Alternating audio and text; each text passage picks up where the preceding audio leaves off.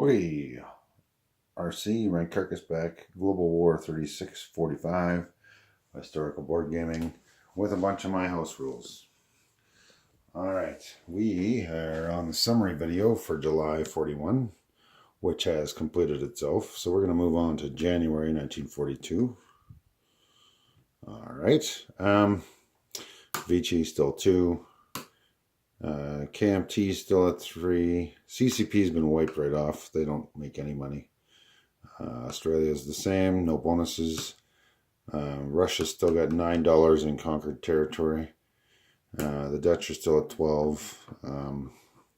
Italy and Britain, or sorry, FEC are both at 14. Italy's got a ton of bonuses and FEC's got none. Britain's down to 22 at the end of the round here. Japan's gone back up to 30. I think they were at 25 or 26, somewhere in there. The Americans just did an $11 roll, so they went up from 26 to 37. And the Russians did a $2 roll. There were a roll reversal between these two. So yeah, they're at 41. I believe they need 46 to be at max. I'll double check that. They're getting close though. I know it's in the mid 40s somewhere. Germany's all the way up to 55, and they got $11 worth of bonuses plus that. So they collected 68 this turn. All right, let's go over tech here. Germany failed on this one. Got these two. Japan didn't roll any. Italy rolled this one and failed. Russia rolled a bunch. Russia actually rolled 5. They bought 4, and they had, or they bought 3. No, they bought 4, but they had a free one, so I forgot about the free one. So Russia failed this one, got these two. So failed advanced artillery, got advanced mechs and heavy armor. All 3 are at stage 3, 1 stage away from completion. Failed wartime economy, but they did successfully start improved shipyards. The US failed all these ones and improved shipyards again, but they did get strategic rockets started. France failed. Britain, I can't remember if they got this one or if it failed. Doesn't really matter, I guess. They don't have it yet, so. No, they got it. They got it. Because I remember them being over here when the Germans moved up. Yeah, that's about it for tech. So there's quite a bit of tech active. And there's quite a bit of tech that is being worked on here. Quite interesting. This turn wasn't as action-packed as some of the other ones. There was a little bit more maneuvering and moving of units. So yeah, this is how we sit here. This is how we sit here. This card here. This card here with all these naval units is sitting right there. Then we have this navy that was down by South Africa has come up, brought these 2 dudes on a transport. These 2 dudes came on this transport from the FEC capital. Transport that was here is on its way back to go get more or do something around home. This fighter flew over across. This stuff all non-combat moved in from around, and that's what could reach there. We got this stuff down here that'll be able to get there next turn. Place the dude. The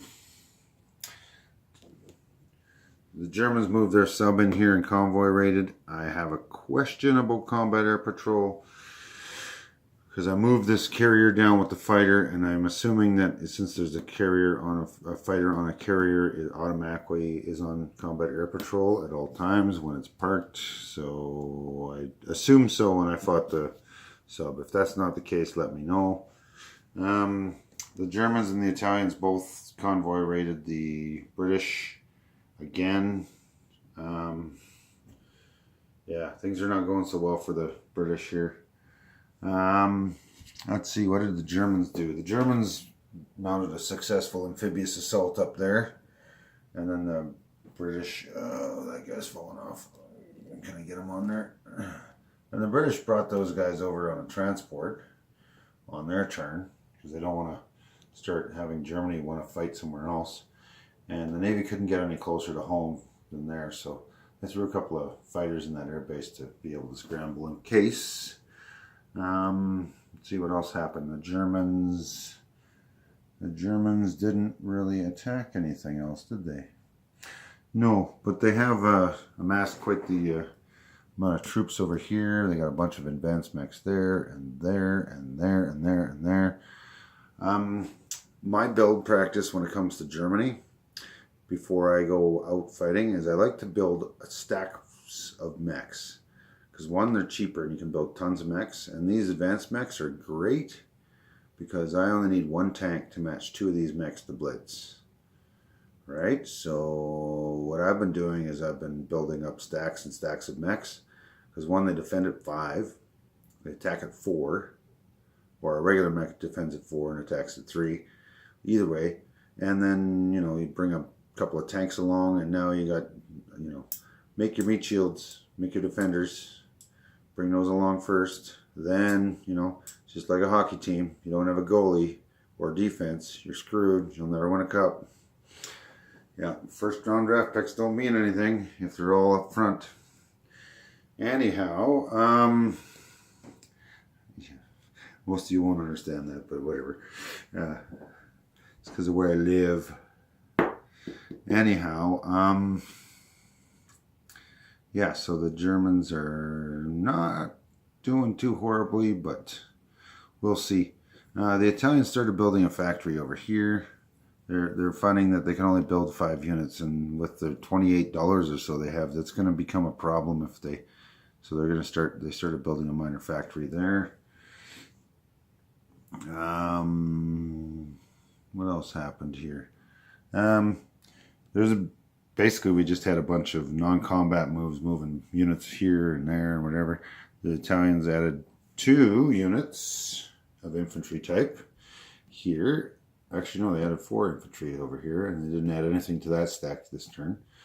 They didn't add anything over here either this turn, but they don't really need to since all this these 2 Germans and the tanks and the mechs and the fighter there can all collapse on that if somebody takes it. And there's only 1 transport that was in range, and it's no longer in range, so not a big deal. This side's more important because it's got scads of troops and 3 transports in the general area that are bringing more and more troops, so we need to beef up we're having an arms race right here is basically what's happening. Both sides are trying to use this black line to stop the herpes of the other side from coming across. Cooties, herpes, whatever you want to call it. All right, that's that. Russia started building a Navy base over here. You can't see that fleet card, can you? There's the fleet up there. There's a pair of cruisers, 3 destroyers, 4 subs, and a transport. They're all sitting right there, and Russia's building a Navy base.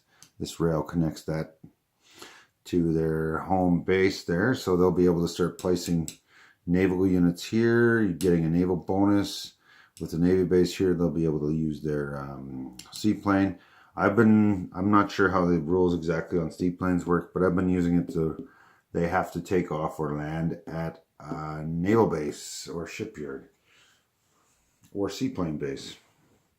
That's the rule I've been using for it. I'm not sure what the actual rule is, but it's what I'm using. Oh, these guys got knocked around by that kitten. That mad bastard Pistachio's been all over my board again. All right. What else did Russia do? Oh.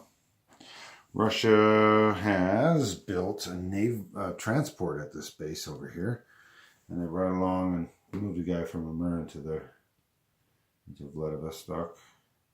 That way I can scoop those 2 guys up in the tranny. Things really changed over here. I'm sure you can tell it's very different. So CCP attacked in here in Shanxi, and they took out the 1 infantry that was there. And they realized that the numbers here were going to kick their butt, even if they left the planes here. So the Russians said, "Screw that! I'm not losing my planes in your place." So the flew off here, and the one dude that was here that I built, I just placed him over there. I don't know. Oh, they lost their commander. The commander rolled a 12, so he didn't run away. So he's sitting up there on the CCP marshalling card there, along with their money. What else happened? Yeah, we had a major amphibious assault using all these units here. So the one KMT dude that was here got wiped out. So Japan went up $2 for that, $2 for this, $1 for that. So Japan bumped up 5, took 3 from the CCP and 2 from the KMT. KMT just built an infantry and an artillery, or sorry, an anti-aircraft gun. And they ran away from here with a dude or with 2 dudes and built a dude there. Just to be a kind of like a blocker, I guess. Not that it really matters, but maybe they can take a unit out when they attack. They don't have much of a stack left anymore. And I just discovered something. Technically, the Americans weren't allowed to land lease until this turn. So,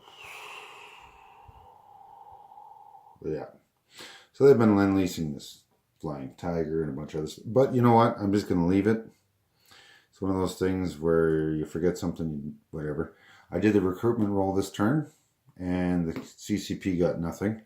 Last turn I forgot, but I'm not going to go back at the start of the next turn and do a recruitment roll from last turn. If I notice it before the turn ends, I will do it, but I don't always notice that. So yeah, Japan's in a serious position here to actually crush China for a change. Finally. Just had to get motivated and crush one of those 2 stacks. I was working on this one, but the counterattack was 1 turn too early, because Japan was going to land a bunch of dudes in there to join that previous stack they had before the KMT flew out and crushed them.